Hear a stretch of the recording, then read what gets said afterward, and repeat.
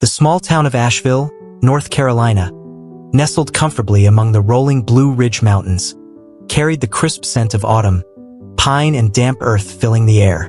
It was a place where everyone knew each other by name, where life moved just a little slower. But for 10-year-old Sophie Carter, the world hadn't felt slow in a long time. Not since her father, Daniel Carter, died in a tragic car accident over a year ago. Time had blurred into a smudge of grief and unanswered questions.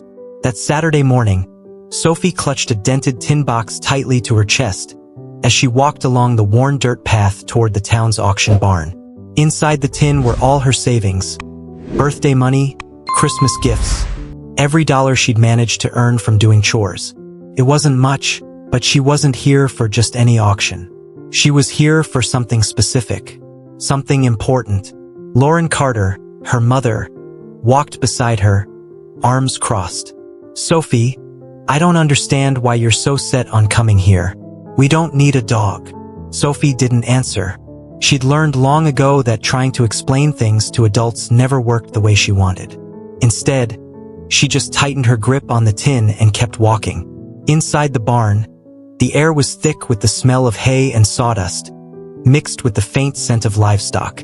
Rows of metal pens lined the walls, filled with animals waiting to be sold, goats, horses, and, of course, dogs. Some barked excitedly at passers-by, tails wagging. Others curled up in the corners of their enclosures, resigned to their fate. Then Sophie saw him. A German shepherd lay motionless in the farthest pen, his ribs visible beneath his dull coat. He didn't wag his tail or perk up his ears like the others. His amber eyes held no excitement, just tired acceptance of whatever awaited him. Sophie's heart clenched. "This dog has been returned twice," interrupted a deep voice. The auctioneer, a middle-aged man with a weathered face and a gravelly voice, stood beside her. Name's Shadow, was supposed to be a service dog, but he didn't make the cut. Turns out he's got health issues, seizures. Nobody wants a broken dog, kid. "I do," Sophie said without hesitation. Lauren stiffened beside her. "Sophie," the auctioneer scratched his chin. "Kid, I admire your spirit, but this ain't a pet adoption. This dog needs medical care, probably training. He's more trouble than he's worth." Sophie ignored him. She turned toward the auction platform as the bidding began. Other dogs were sold quickly, their prices climbing far beyond what she could afford. Then it was Shadow's turn. "Startin' at 100, the auctioneer called. Silence filled the barn. No one moved. 75, he tried again. Still nothing. 50. Sophie took a deep breath and stepped forward. $50, she said firmly. A murmur ran through the crowd. Some chuckled. The man sighed. "Sold to the little lady up front." Sophie exhaled. Her heart pounded. She'd done it. Shadow was hers. Lauren gripped her shoulder. "Sophie, what were you thinking?" "I was thinking he needed me," Sophie whispered, stepping closer to the pen. Shadow's ears twitched slightly at her voice. It wasn't much, but it was something. Lauren rubbed her temples. "We can't afford a sick dog, Sophie. The vet bills." "I'll take care of him," Sophie cut in. "I'll use Dad's old training notes. I'll make him better." Her mother's expression softened at the mention of Daniel. The unspoken grief between them, the void neither had fully faced. He'd been a service dog trainer, one of the best, and Sophie had spent countless hours watching him work. If anyone could help Shadow, it was her. Lauren sighed. "We'll talk about this later." Sophie turned back to Shadow. "Come on, boy. Let's go home." As they led Shadow out of the barn, Sophie felt a rush of triumph, until she noticed a man standing in the crowd, watching them. Tall, dressed in a dark coat, his expression unreadable, but his eyes locked onto Shadow. And when Sophie met his gaze, a slow, knowing smile curled on his lips. Her stomach dropped. This wasn't just about saving a dog. This was only the beginning. That night, Sophie lay awake in bed, staring at the ceiling as crickets chirped outside. Shadow lay curled beside her, his breathing steady. The day's events replayed in her head. The auctioneer's warning, the whispers of disapproval from the crowd, and most of all, the way Shadow had looked at her, as if he understood something no one else did. Her fingers traced the lid of the tin box that had once held her savings, now empty. Daniel Carter had been more than just her father. He'd been her hero, a man who understood animals in a way no one else did.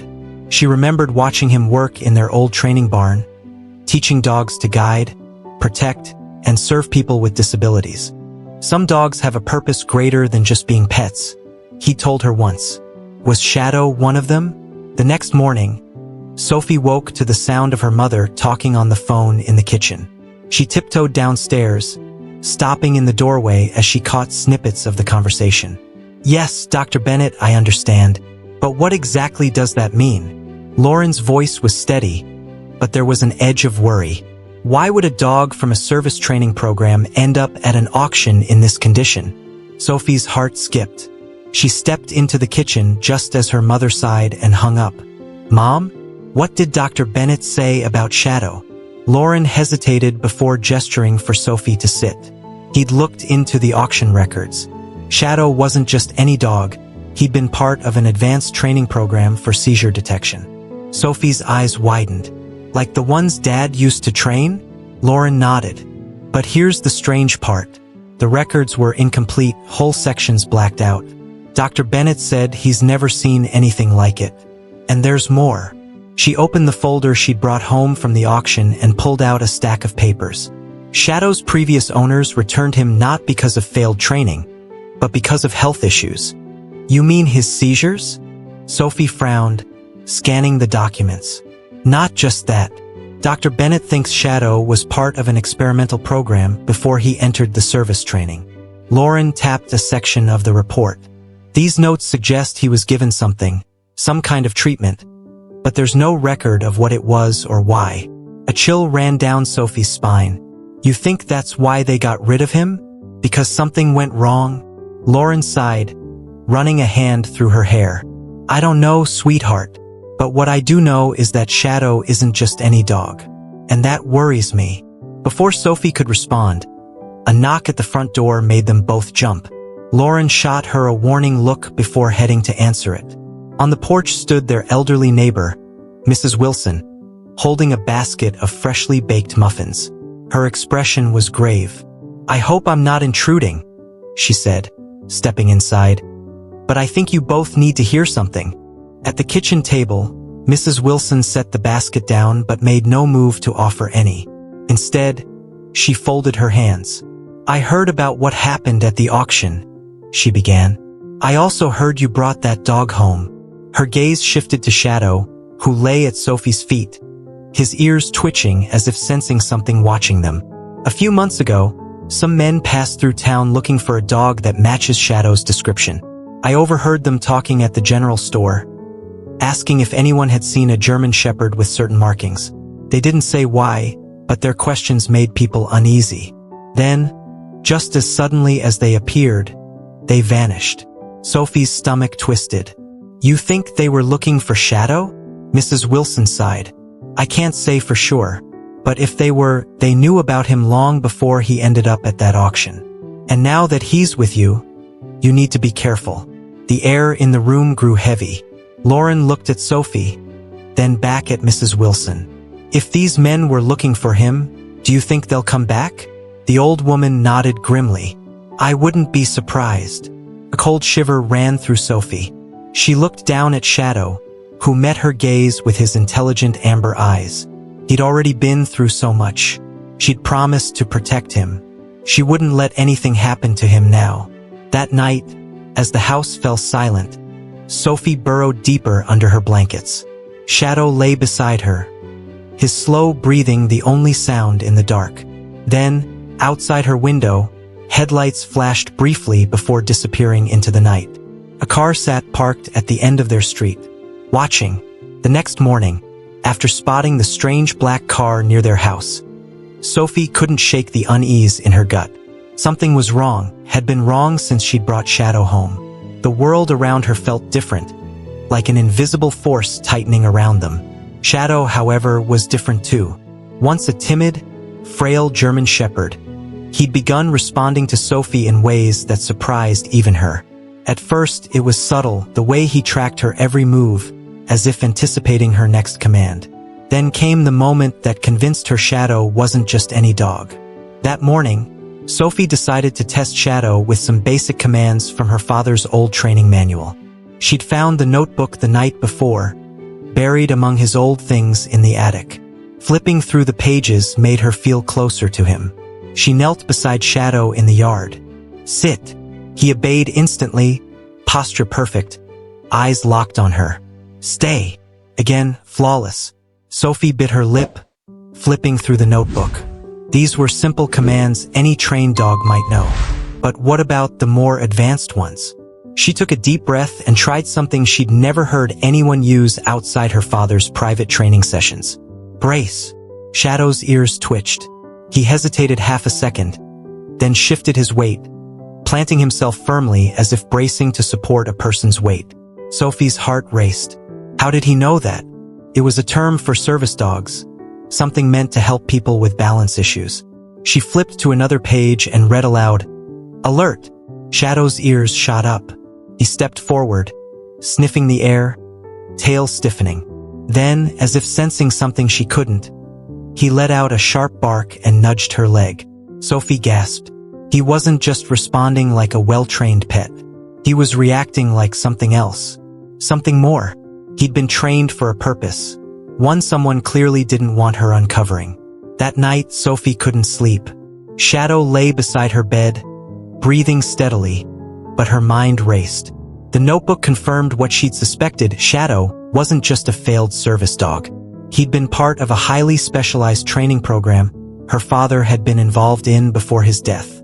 But why had he been discarded? And why were people looking for him now? A crash downstairs made Sophie bolt upright. Shadow's head snapped up, ears alert, a growl rumbling in his throat. A sound Sophie had never heard from him before. Her breath hitched. Someone was in the house. She reached for her phone, but before she could dial, her bedroom door creaked open. "Sophie," her mother whispered, pale-faced in the doorway. "Stay here," Shadow growled, his body tense, gaze fixed past them toward the stairs. A shadow moved below. Lauren grabbed Sophie's arm, pulling her back. But before she could shut the door, Shadow lunged forward, his bark deafening as he charged the intruder. A loud thud, curse, then hurried footsteps and the slam of the front door. Sophie and Lauren rushed downstairs, but the house was empty except for shattered glass near the entrance. Someone had broken in, and they hadn't been after money or valuables. They'd been after Shadow. The next morning, as the police finished their sweep, Sophie sat on the porch, clutching Shadow tightly. His body was warm and solid against hers, grounding her. Mrs. Wilson approached, her expression grim. "This wasn't just a random break-in, dear. It was about the dog." Sophie tensed. "What do you mean?" The old woman hesitated, then nodded to herself as if making a decision. "Come inside, child. There's something you need to know." In the cozy kitchen, Sophie listened as Mrs. Wilson spoke. "A group of men came to town months ago looking for a very specific type of dog," she began. "They weren't just after any dog. They needed one that could detect medical conditions before they happened. They claimed it was for military use, but I always suspected there was more to it." Lauren frowned. "Medical detection?" Mrs. Wilson nodded. "Your father, Sophie, was one of the best in that field. He worked with these men, but he didn't trust them. He cut ties with them right before his accident." Sophie's blood ran cold. "Are you saying they could have been involved in his accident?" Mrs. Wilson hesitated, then shook her head. "I don't know, dear, but I do know this. If Shadow was one of those dogs, they won't stop looking for him." Sophie swallowed hard, gripping Shadow's fur. They weren't just up against thieves. They were up against something much bigger.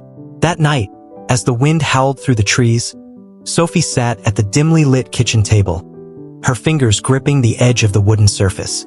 The words scratched into her father's old notebook weighed heavily on her. Shadow wasn't just a dog. He was the key to something dangerous, and the people who wanted him weren't going to stop. Lauren paced, her expression a mix of worry and anger. This has gone too far, she muttered. We need to go to the police. Sophie shook her head. They won't believe us, Mom. What would we even tell them? That a mysterious group is after our dog because he was part of some secret experiment? They'd think we're crazy. Noah, who'd been standing quietly by the counter, arms crossed, nodded. She's right. We don't have enough proof. And if these people are connected to something bigger, they might have ways to make sure the authorities don't interfere. Lauren exhaled sharply, running a hand through her hair. Then what do we do? Noah looked at Sophie. We find out who we're really dealing with. But first, we get out of here. They know where you live, which means staying isn't safe. Lauren hesitated, then nodded. I have a friend, Rebecca. She has a cabin in the woods, about 20 miles from here. It's off the grid. We could go there. Noah grabbed his jacket. Pack light. We leave now. The drive was tense and quiet. Shadow sat in the back seat beside Sophie, ears pricked, body tense as if sensing the danger looming over them. The headlights cut through the darkness as Noah navigated the winding back roads. The cabin was isolated, hidden among thick pines and far from prying eyes. They quickly unloaded, locking doors and windows before settling in. Sophie sat on an old couch, Shadow curled at her feet. We need to know why they want him so badly, she said. There's something in his medical records. Lauren pulled out the folder Dr. Bennett had given them before they fled. She flipped through the pages, stopping at a section marked in red ink. Here, she murmured. Shadow was injected with an experimental serum during his training. Noah leaned closer. What kind of serum? Lauren read aloud. Neurological enhancement serum, designed to increase canine sensory perception. Initial tests showed promising results, but long-term exposure led to unpredictable side effects. Sophie's breath caught. That's why he can sense seizures before they happen, isn't it? The serum made him more sensitive. Lauren nodded. Yes, but there's more. She flipped the page. The serum didn't work on most dogs. Out of 50 tested, Shadow was the only successful subject. Noah cursed under his breath. That explains why they want him back so badly. He's their only success. Sophie swallowed hard. So what do we do now? Before anyone could answer, the crunch of gravel outside made them all freeze.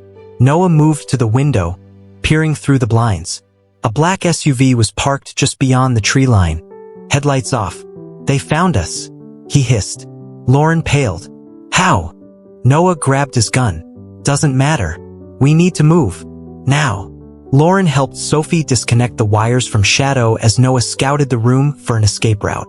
Heavy footsteps echoed in the hallway outside. Security was closing in. Shadow, though weakened, let out a low growl as Sophie carefully lifted him from the cage. He was lighter than before, his once strong body now fragile. But there was still fight in him. Sophie hugged him tightly as Noah shoved open a second door leading to another hallway. This way, he hissed. They sprinted through the complex, alarms blaring around them. Sophie struggled to carry Shadow but refused to let go. Lauren took one of his front paws, helping to bear his weight as they ran. They burst onto a loading dock just as a figure stepped into their path. A man in a tailored suit, his sharp features and steel-cold eyes sending a shiver down Sophie's spine. You don't understand what you're interfering with, he said smoothly. Noah stepped protectively in front of Sophie and Lauren. We understand perfectly. You experimented on him. You used him. This ends now. The man smirked. That dog is the key to medical advancements that could change the world. You really think a 10-year-old girl and a washed-up soldier can stop that? Before Noah could respond, the dock was suddenly flooded with light. A caravan of police cars screeched to a halt, sirens wailing as officers poured out, weapons drawn. It's over, Mr. Cross, Dr. Bennett called out, stepping forward. We've been gathering evidence against Biogen for months. You're finished. The man in the suit tensed, glancing at his men, realizing they were outnumbered. Slowly, he raised his hands. One by one, his guards followed suit as officers moved in to make arrests. Sophie collapsed to her knees, still holding Shadow. The weight of everything crashed down on her at once, and for the first time since this nightmare began, she let herself cry. The fallout from the Biogen scandal was swift and brutal. The facility was shut down, its leaders arrested, and its unethical experiments exposed to the world. Shadow, along with several other dogs, was placed under the care of trusted veterinarians, finally free from his captors. In the weeks that followed, Shadow slowly regained his strength. Though he would never fully recover from what had been done to him, he found solace in the quiet life he now shared with Sophie. Seeing the profound impact Shadow had on her daughter, Lauren made a decision.